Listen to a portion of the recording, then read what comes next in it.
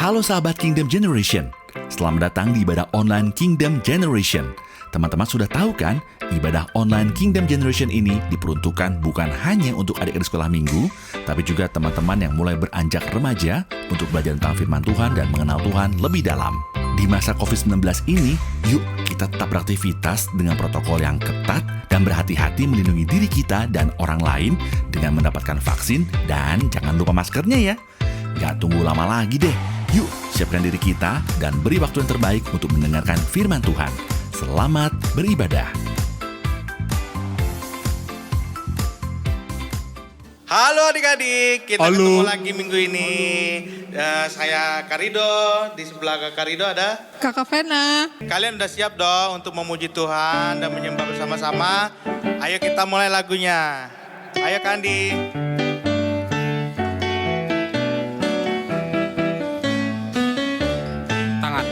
Hati-hati gunakan tanganmu, Hati-hati gunakan tanganmu, karena Bapa di surga melihat ke bawah. Hati-hati gunakan tanganmu, hati-hati gunakan kakimu, hati-hati gunakan kakimu, karena Bapa di surga melihat ke bawah. Hati-hati gunakan kakimu, hati-hati gunakan mulutmu, amin, hati-hati gunakan mulutmu, amin, karena Bapa di surga melihat ke bawah. Hati-hati gunakan mulutmu. sekarang badan, Hati-hati gunakan badanmu, karena Bapa di surga melihat ke bawah. Hati-hati gunakan badanmu.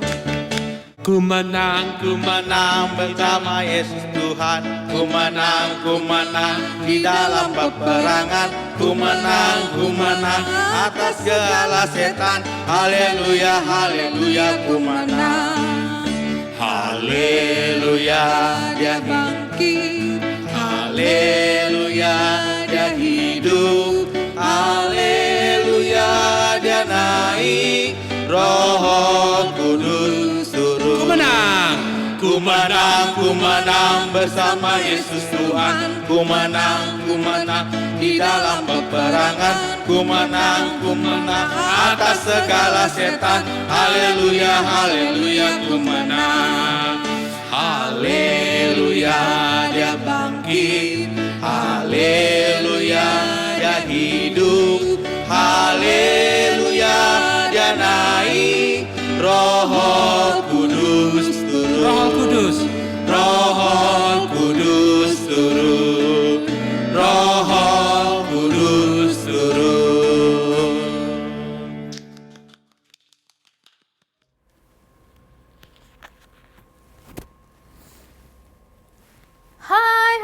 Hai, shalom adik-adik, selamat pagi, selamat hari Minggu. Kak Nova sangat sukacita boleh berjumpa dengan adik-adik di hari Minggu ini. Kakak yakin dan percaya adik-adik juga penuh sukacita untuk mau datang beribadah walaupun hanya kita melalui online ya. Tetap semangat ya di dalam mengikuti cerita firman Tuhan, mendengarkan cerita firman Tuhan. Oke, saat ini kakak akan membawakan cerita firman Tuhan yang kakak ambil di dalam Kejadian pasal 4 ayat 1 sampai yang ke-16. Kejadian 4 ayat 1 sampai ayat yang ke-16. Nah, kakak beri judul persembahan ini cerita ini yaitu persembahan Kain dan Habel. Karena ceritanya ini cukup panjang ayat 1 sampai ayat yang ke-16. Jadi karena waktunya tidak cukup, jadi kakak harapkan adik-adik yang ada di rumah menyimak ya apa yang kakak mau ceritakan dalam pembacaan kita hari ini. Ya, jadi ingat pembacaan kita yaitu Kejadian 4 ayat 1 sampai 16. Kakak beri judul persembahan Kain dan Habel. Nah, adik-adik yang ada di rumah, cerita Kain dan Habel kakak yakin dan percaya adik-adik sudah sering mendengarkan ya. Kakak beserta guru-guru yang lain pasti sudah pernah menceritakan siapa sih Kain dan Habel. Nah, Kain dan Habel ini adalah mereka berdua adalah seorang kakak beradik ya. Mereka berdua adalah kakak beradik. Yang kakak yaitu bernama Kain dan yang adik bernama Habel. Dan mereka ini adalah anak dari Adam dan Hawa. Ya, jadi mereka ini adalah satu keluarga. Ya, terdiri ayah, ibu, dan kedua anaknya yaitu Kain dan Habel. Ya, kakak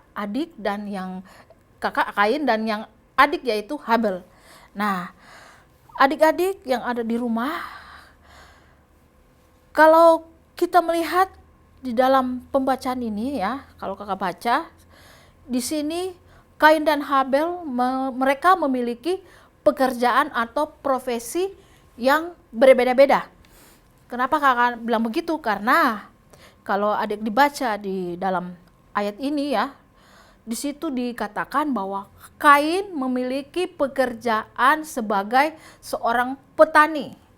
Nah, kalau adik-adik berpikir petani itu berarti dia seorang petani yang berkebun ya. Kalau seorang petani berarti bisa saja dia bertani sebagai dia tanam sayur-sayuran atau buah-buahan, atau mungkin dia menanam padi atau dan lain sebagainya ya. Nah, itu kalau orang berprofesi sebagai petani ya. Jadi dia menanam segala macam jenis sayur-sayuran, mungkin buah-buahan.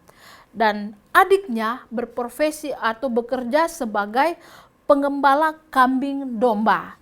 Nah, profesinya itu pengembala kambing domba. Ya, kalau mungkin sekarang itu seorang pengembala, peternak ya kalau istilahnya ya. Nah, mereka berdua sama-sama melakukan pekerjaannya itu dengan baik. Nah, pada ayat yang ke-3 dan 4, kalau adik-adik baca, di situ tiba waktu mereka untuk memberikan persembahan untuk Tuhan. Nah, kalau zaman dulu mereka harus memberikan persembahan dengan hasil yang mereka miliki. Ya mungkin hasil kebun atau hasil ternak. Nah, itu dipersembahkan kepada Tuhan. Nah, di situ pada ayat yang ke-3 dan 4, kalau ada dibaca di Kejadian 4 ya, di pembacaan kita, di situ tiba waktunya Kain dan Habel memberikan persembahan buat Tuhan. Nah, Kain memberikan hasil yang dihasilkan oleh tanah yang dikelola. Nah, dia memberikan hasil tanahnya. Ya, mungkin itu sayuran, apa itu buah-buahan, pokoknya hasil yang dia kelola, hasil dari tanah yang dia kelola, yang dia kerjakan, dia berikan kepada Tuhan. Dan demikian juga Habel, dia memberikan hasil yang dia kerjakan ya. Dia kan sebagai pengembala kambing domba. Dia memberikan anak sulung sebagai persembahan, yaitu anak sulung kambing domba. Ya, dia berikan kepada Tuhan dengan lemak-lemaknya. Ya, dia memberikan kepada Tuhan. Nah, Tuhan melihat apa yang mereka berbuat, apa yang mereka berikan. Nah, tetapi di sini adik-adik, ternyata Tuhan hanya menerima atau mengindahkan apa yang dipersembahkan oleh Habel. Nah, kok bisa begitu ya adik-adik? Ya, itu di sini diceritakan di dalam pembacaan kita. Tuhan hanya mengindahkan atau menerima yang diberikan atau yang dipersembahkan oleh Habel, sedangkan Kain tidak. Nah, kenapa kok Tuhan tidak menerima? Ya, apa sebabnya ya? Mengapa persembahan Kain tidak diterima, sedangkan persembahan Habel diterima oleh Tuhan? Nah, coba kita baca pembacaan kita yang kakak ambil dalam Ibrani 11 ayat 4 dan ayat yang ke-6. Kita baca ya, Ibrani 11 ayat 4 dan 6. Kakak bacain ya. Karena iman Habel telah mempersembahkan kepada Allah korban yang lebih baik daripada korban Kain. Dengan jalan itu ia memperoleh kesaksian kepadanya bahwa ia benar karena Allah berkenan akan persembahannya itu, dan karena iman ia masih berbicara sesudah ia mati. Ayat yang ke-6. Tetapi tanpa iman tidak mungkin orang berkenan kepada Allah. Sebab barang siapa berpaling kepada Allah, ia harus percaya bahwa Allah ada, bahwa Allah memberi upah kepada dia orang yang sungguh-sungguh mencari Dia. Nah, jelas adik-adik ya, mengapa persembahan Kain ditolak sedangkan persembahan Habel diterima? Yaitu Habel beriman sedangkan Kain tidak. Jelas tadi kan di dalam Ibrani 11, pada ayat Ibrani 11 ayat yang ke-4. Nah, dia memiliki iman. Nah, terus yang kedua, kenapa persembahan Habel diterima sedangkan persembahan Kain ditolak? Yang kedua yaitu Habel hidupnya baik sedangkan Kain tidak.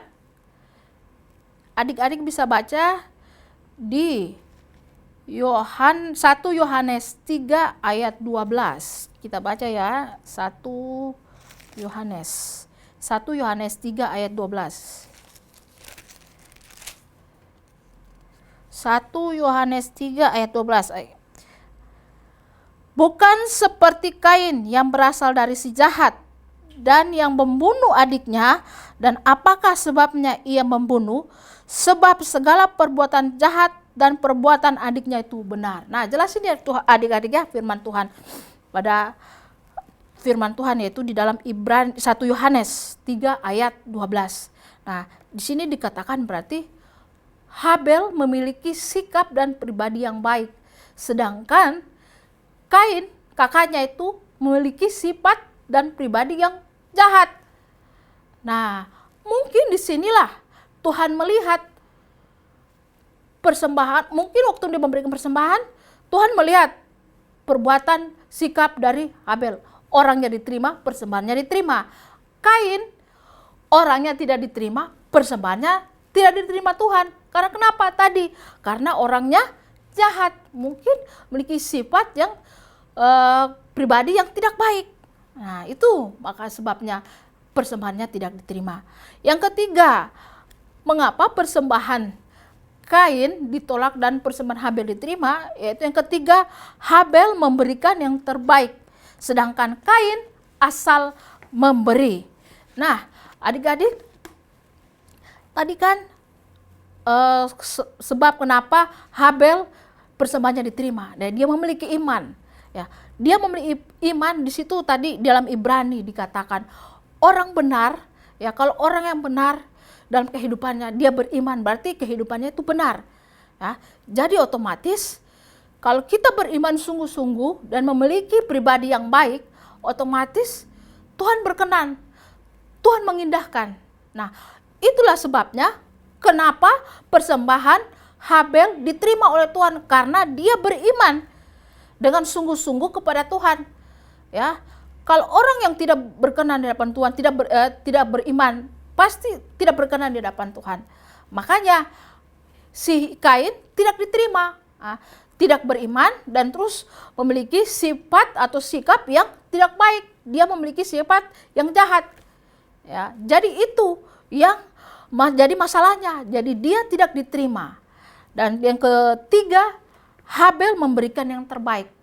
Nah, Habel memberikan yang terbaik karena dia pikir, karena dia memberikan persembahan itu, dia tahu kalau orang yang berkenan di hadapan Tuhan memiliki iman, jadi dia otomatis berkenan dengan Tuhan. Dia tahu bahwa segala sesuatunya itu dia berikan untuk Tuhan. Berarti dia memberikan dengan hati yang tulus, ikhlas, dengan sungguh-sungguh kepada Tuhan, dan Tuhan menerima.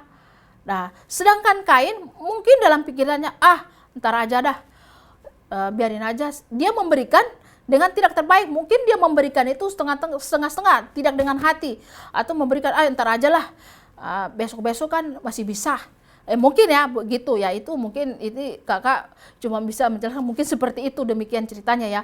Kenapa Tuhan tidak mau menerima Kain. Ya mungkin dia berpikiran begitu, ntar besok-besok mungkin masih bisa memberikan yang terbaik buat Tuhan. Untuk hari ini sekian aja saya berikan kepada Tuhan. Berarti motivasi dan hatinya itu sudah nggak baik, karena Tuhan sudah melihat hatinya, melihat sikapnya yang tidak baik. Karena Tuhan melihat segala sesuatunya itu dari hati, pikiran kita. Jadi Tuhan melihat semuanya itu. Jadi makanya persembahan Kain tidak terima. Makanya persembahan Habil diterima oleh Tuhan karena dia sungguh-sungguh beriman dan berkenan di hadapan Tuhan.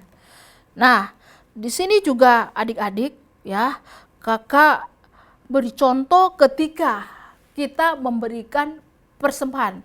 Ya, mungkin juga kita memberikan persembahan waktu kita di sekolah minggu.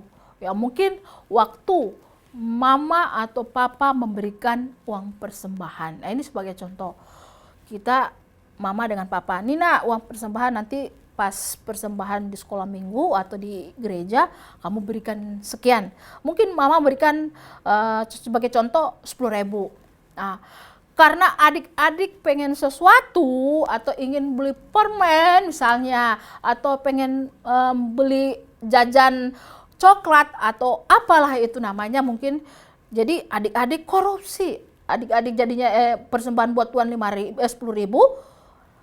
adik-adik korupsi 5.000 ya, adik-adik ambil dan jajan. Nah, pas waktu tiba saatnya kita sekolah minggu memberikan persembahan, adik-adik hanya memberikan persembahan hanya 5.000. Nah, di sini Tuhan melihat juga motivasi hati adik-adik ya sudah salah.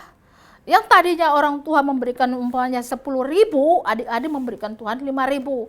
Kan kita tahu memberikan persembahan itu untuk pekerjaan Tuhan, ya. Jadi Tuhan juga melihat, ya. Tuhan melihat hati kita, sikap kita, cara kita juga memberi. Ya, semuanya itu Tuhan nilai, semuanya Tuhan itu tahu, ya. Semuanya itu Tuhan inginkan dalam kehidupan kita itu hati tubuh kita, seluruh hidup kita mempersembahkan itu yang terbaik buat Tuhan. Nah, seperti contoh seorang janda yang miskin ya, kalau baca dalam Markus 12 ayat 41 sampai 44, dia memberikan dari yang apa yang dia miliki. Tinggal 2 keping logam, uangnya itu ya 2 perak mungkin atau berapa ya, sisa 2 logam. Dia memberikan, ketika dia memberikan, dia datang ke bait rumah Tuhan, dia memberikan semua yang menjadi miliknya. Semua mungkin yang menjadi hartanya. Tuhan melihat pada waktu itu. Dia memberikan dengan sungguh-sungguh, dengan hati yang ikhlas. Berarti segala apa yang dia miliki, segala apa yang dia punya, dia berikan sungguh-sungguh kepada Tuhan. Nah, Tuhan juga melihat hal demikian adik-adik. Kalau kita memberikan segala sesuatu dengan hati yang ikhlas, hati yang tulus, dengan sungguh-sungguh kepada Tuhan, Tuhan akan berkenan. Tetapi kalau Tuhan tidak berkenan dalam kehidupan kita, sebesar apapun yang kita berikan untuk Tuhan, Tuhan pasti tidak berkenan. Biar seberapa kalian kasih untuk Tuhan, tapi dengan motivasi lain, disanjung-sanjung, dia memberikan misalnya persembahan 50.000, supaya dilihatin orang. Nah, itu juga sikapnya juga yang tidak baik. Nah, itu yang salah. Tuhan juga tidak berkenan. Ya udah, ngapain kalian ngasih ya ke rumah Tuhan, ke Tuhan ya untuk pekerjaan Tuhan, tetapi dengan sikap dan motivasi yang sudah berbeda, sikap dan motivasi yang sudah lain. Nah, itu Tuhan juga tidak menerima. Tuhan tidak mau. Tetapi Tuhan sebenarnya itu melihat hati kita dengan tulus ikhlas, mempersembahkan ya dengan sikap kita yang baik. Lah, ini loh Tuhan, saya memberikan untuk Tuhan dengan penuh sukacita, dengan penuh kerendahan hati, dengan penuh sungguh-sungguh. Buat saya akan memberikan untuk Tuhan. Itu yang Tuhan mau lihat, Tuhan yang. Nah, itulah yang dicontoh, yang ditunjukkan oleh Habil. Dia berkenan, sungguh-sungguh beriman. Dia tunjukkan sikap yang baik yang dia tunjukkan. Sehingga apa yang dia persembahkan pada waktu itu, ya, dia memberikan korban persembahan kambing, anak domba yang sulung berserta lemak-lemaknya, Tuhan mengindahkan. Berarti Tuhan menerima, Tuhan menyenangkan hati Tuhan. Sedangkan Kain tidak. Nah, itulah yang Tuhan mau lihat dalam kehidupan kita. Jadi adik-adik, dalam sikap kita, hidup kita, marilah kalau kita memberikan sesuatu itu juga dengan hati yang tulus dan ikhlas. Jangan pandang apa-apapun ya dengan motivasi yang tidak baik, tetapi hati kita, Tuhan lihat hati kita. Nah, adik-adik, selain itu ternyata Tuhan melihat dosa yang dilakukan oleh Kain. Nah, kita bisa baca ya dalam pembacaan kita. Kejadian 4 tadi ya pembacaan kita. Kejadian 4 ayat 5b. Kalau tidak, kalau kita baca ayat yang ke-5 aja ya. Nah, kita mulai dalam ayat yang ke-5. Tetapi Kain dan korban persembahannya tidak diindahkannya. Lalu hati Kain menjadi sangat panas dan mukanya muram. Nah, di sini dosa yang dilakukan oleh Kain. Nah, dia penuh keamarahan, penuh marah. Hatinya muram. Di sini dikatakan ya. Di sini lalu hati Kain menjadi sangat panas. Kalau orang yang sangat panas itu berarti orangnya mudah marah, mudah panas, mudah iri hati, ya. Dia tahu adiknya, korban persembahan adiknya diterima oleh Tuhan, diterima oleh Allah. Tetapi persembahannya tidak diterima. Jadi otomatis ada kebencian, ada kemarahan di dalam hatinya. Ada iri hati. Nah, aturan kalau dia menjadi orang yang baik, orang yang tahu firman Tuhan, tahu oh iya, adik saya terima. Oh, berarti dia harus sebenarnya dia harus introspeksi diri. Oh ya, kenapa ya saya tidak diterima? Ya, aturannya kayak gitu. Tetapi dia malah marah, malah iri, marah panas hati ya. Itu dosa yang ditimbulkan oleh Kain. Nah, dosa apa lagi yang ditunjukkan oleh Kain? Nah, yang kedua yaitu mengabaikan teguran Tuhan. Ya, dia mengabaikan teguran Tuhan. Ya, kita bisa baca kejadian bacaan kita kejadian 4 ayat 6 dan 7. Kita baca 6 dan 7. Firman Tuhan kepada Kain, "Mengapa hatimu panas dan mukamu muram?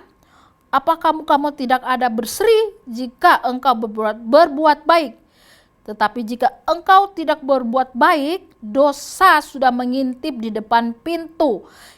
Ia sangat menggoda engkau, tetapi engkau harus berkuasa atasnya." Nah, sini jelas adik-adik kalau Tuhan menegur ya, menegur Kain. Di mana dosanya yaitu dia mengabaikan teguran Tuhan. Di dalam kejadian tadi ya yang kita baca barusan. Nah, di sini dijelas dikatakan bahwa ada dosa yang sudah mengintip, diibaratkan seperti binatang buas yang sudah mengintai kita ya, ingin menerkam kita.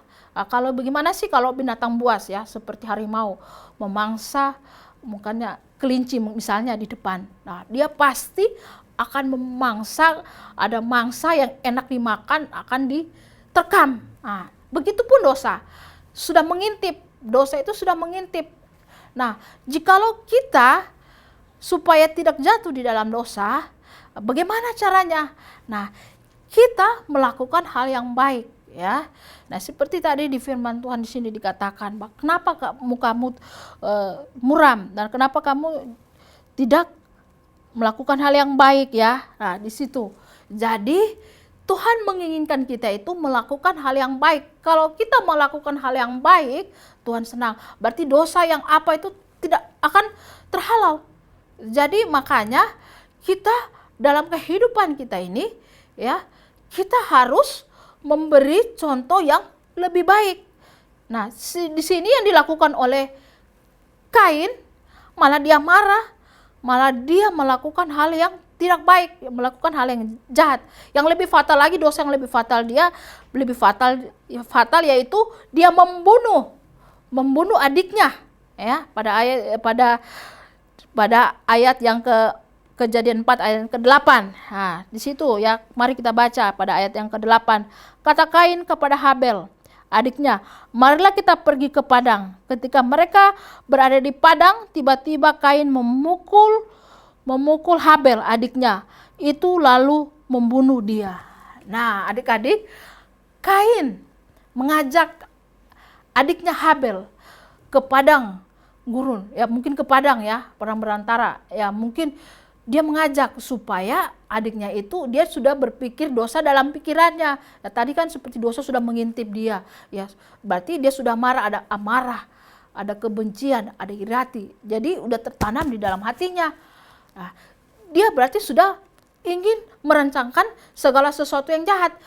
Dia mengajak adiknya ke padang. Nah, mereka diajak, kemudian diajak ngobrol, ternyata dia memukul adiknya sehingga sampai adiknya itu mati. Nah, itu dosa yang sangat fatal. Dia membunuh adiknya sendiri. Adik kandungnya sendiri dia bunuh. Nah, adik-adik yang ada di rumah jangan contoh ya seperti ini ya. Yang apa yang dilakukan seperti yang dilakukan oleh Kain. Jadi jangan ya. Itu yang sangat-sangat Tuhan benci ya. Jangan pernah kita lakukan hal semacam itu. Nah, dosa apa yang dilakukan Kain lagi? Yaitu yang keempat, yaitu Kain berdusta atau melawan Tuhan. Pada ayat yang ke-9 kita baca.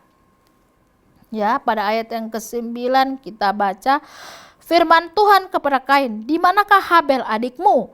Jawabnya, "Aku tidak tahu apakah aku penjaga adikku." Nah, di sini adik-adik jelas ya, ketika Tuhan menanyakan kepada Kain, Kain, mungkin di manakah adikmu? Dia berbohong, dia berdusta kepada Tuhan. Apa yang dia lakukan? Padahal dia sudah melakukan perbuatan yang jahat. Ya, dia sudah membunuh adiknya. Ketika Tuhan tanya, dia malah berbohong, malah berdusta. Nah, dan juga kita melihat sikapnya juga tidak hormat kepada Tuhan. Dalam sikapnya mungkin kalau dia kata, emangnya saya penjaga adikku. Ya, istilah seperti kita ya di sekarang ini, emang siapa sih nanya-nanya, emang saya penjaga. Mungkin istilah kasarnya kayak gitu ya. Jadi sikapnya, rasa hormatnya juga tidak ada kepada Tuhan. Nah, selain itu ya, contoh yang tidak baik. Ya, sikapnya tidak baik dan dia juga memiliki sikap ya tuh yang suka berbohong, dia berdusta kepada Allah. Ditanya Tuhan, malah dia berbohong. Padahal dia sudah membunuh adiknya. Nah, adik-adik, di dalam kehidupan kita juga ya, misalnya adik-adik, ya sebagai contoh, mungkin adik-adik suka berbohong, suka mengambil sesuatu atau apalah ya. Jadi janganlah seperti yang dilakukan oleh Kain. Jadi kita harus memiliki hati yang sungguh-sungguh, pribadi yang baik. Ya, kadang itu juga terjadi, kita suka berbohong kepada orang tua ya. Berbohong apa yang ditanya ya, misalnya kita berbohong hal-hal yang tidak baik, dibilang mama misalnya seperti begini ya, adik-adik di rumah ya suka main handphone ya, misalnya mama bilang atau papa bilang, adik-adik main handphone aja 2 jam aja. Nah, ketika mama papa pulang, tadi main handphonenya berapa jam nak? 2 jam mak, padahal main handphonenya itu dari pagi mungkin sampai sore. Nah, adik-adik suka berbohong. Jadi janganlah, marilah kita menjadi anak yang taat, anak yang jujur, anak yang suka benar-benar apa yang Tuhan mau kita lakukan. Nah, jadi jangan suka menjadi anak yang suka membangkang, jangan suka anak-anak yang suka memberontak, ya seperti yang dilakukan oleh Kain. Nah, secara otomatis dia begitu, ya dia berbohong, dia berdusta kepada Tuhan, dia membunuh adiknya. Nah, ternyata adik-adik ada hukuman yang diberikan Tuhan kepada Kain. Hukuman apa itu adik-adik? Ya, berarti ada konsekuensinya ya. Dosa yang dilakukan berarti semuanya itu ada hukumannya. Nah, hukumannya apa? Kita bisa baca Kejadian yang bacaan kita itu Kejadian 4 yang ayat yang ke-11. Nah, pada ayat ke-11, "Maka sekarang terkutuklah engkau, terbuang jauh dari tanah yang mengganggukan mulutnya untuk menerima darah adikmu itu dari tanganmu." Nah, di sini hukuman yang diberikan Tuhan kepada Kain yaitu Kain dikutuk. Nah, Kain dikutuk. Terus hukuman apa lagi? Yang kedua yaitu tanahnya tidak memberikan hasil yang baik. Kalau ada yang bisa baca pada ayat yang ke-12. apabila engkau mengusahakan tanah itu, maka tanahmu itu tidak akan memberikan hasil sepenuhnya lagi kepadamu. Engkau menjadi seorang pelarian dan pengembara di bumi. Nah, adik-adik, hasil tanah yang dikelola, karena dia kan sebagai petani, seorang petani. Nah, hasil atau apapun yang dia tanam, apapun yang dia tanam di tanahnya, itu tidak menghasilkan sesuatu yang baik. Berarti mungkin ketika bertumbuh, mungkin hasil dari hasil yang dia tanam itu tidak maksimal, tidak baik.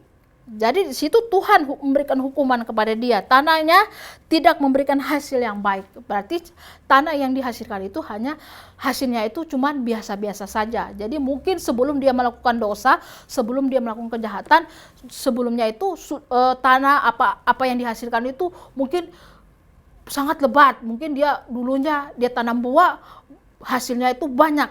Nah, sayuran yang dia tanam mungkin berbuah sangat banyak. Nah, jadi perbandingan ketika dia berbuat dosa dan sebelum dia berbuat dosa, perbedaannya sangat jauh. Jadi di sini dari hukuman yang diberikan oleh Tuhan kepada Kain. Tanah yang ditanami tanaman, mungkin apa yang dia tanam itu hasilnya tidak baik.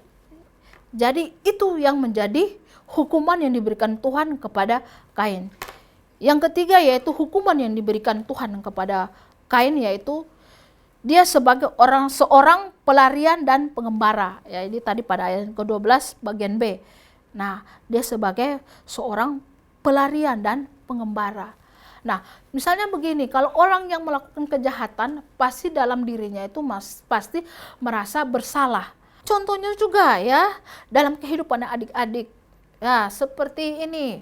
Misalnya, adik-adik ketika adik-adik mengerjakan PR, mama suruh, anak kerjain PR-nya ya.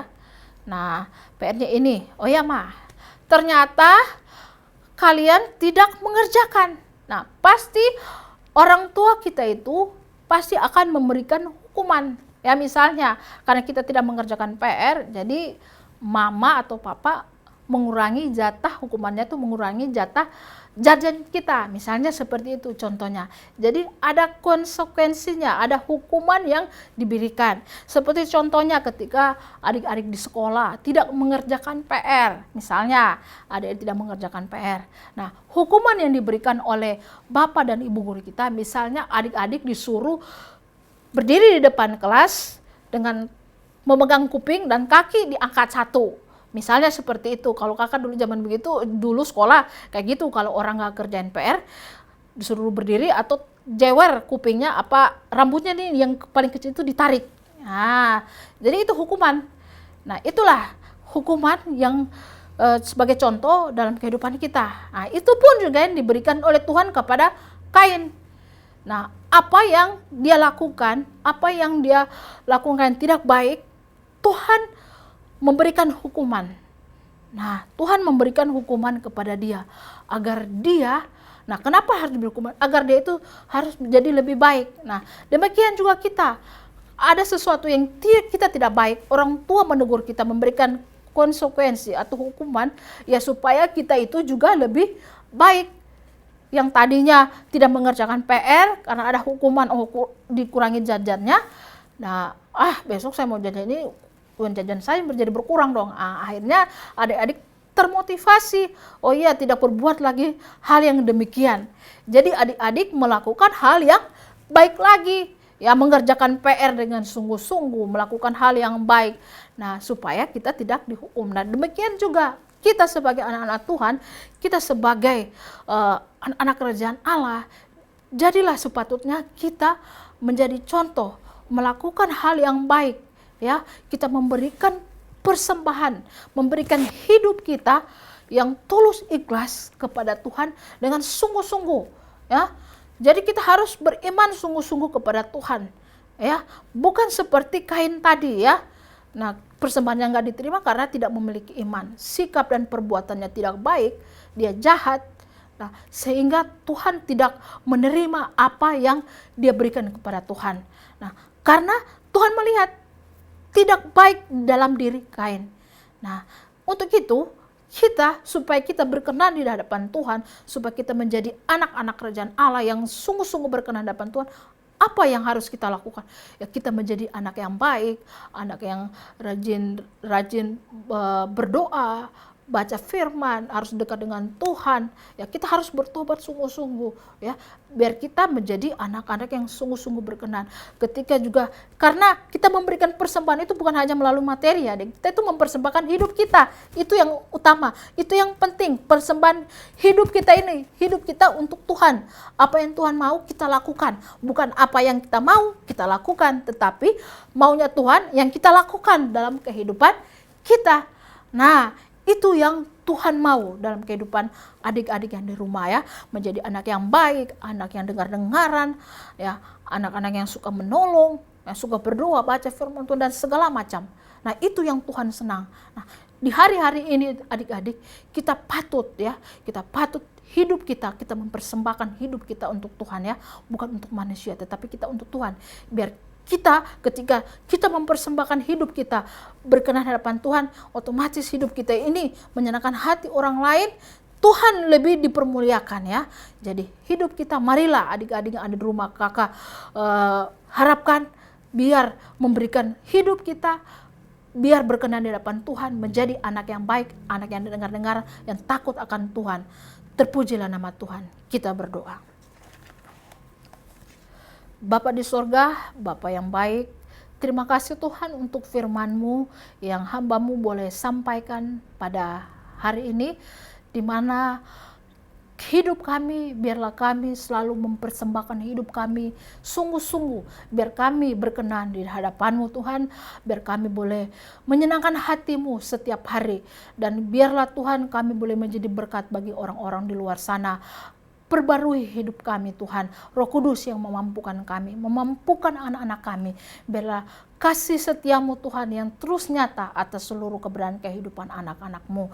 Terima kasih Tuhan, biarlah firman-Mu ini Tuhan terus termeterai dalam hati anak-anak kami. Terima kasih Tuhan, ini yang menjadi doa kami. Bukan kami yang merintahkan Engkau Tuhan Yesus, tapi jadilah sesuai dan seturut kehendak-Mu saja dalam kehidupan kami. Amin. Sahabat Kingdom Generation, kita sudah selesai beribadah online. Terima kasih sudah menjadi pendengar firman Tuhan yang baik. Tapi ingat, sia-sia kalau kita hanya menjadi pendengar, tapi tidak melakukan. Kalau gitu, yuk praktekkan firman yang sudah kita dengar hari ini. Sampai jumpa minggu depan. Tuhan memberkati.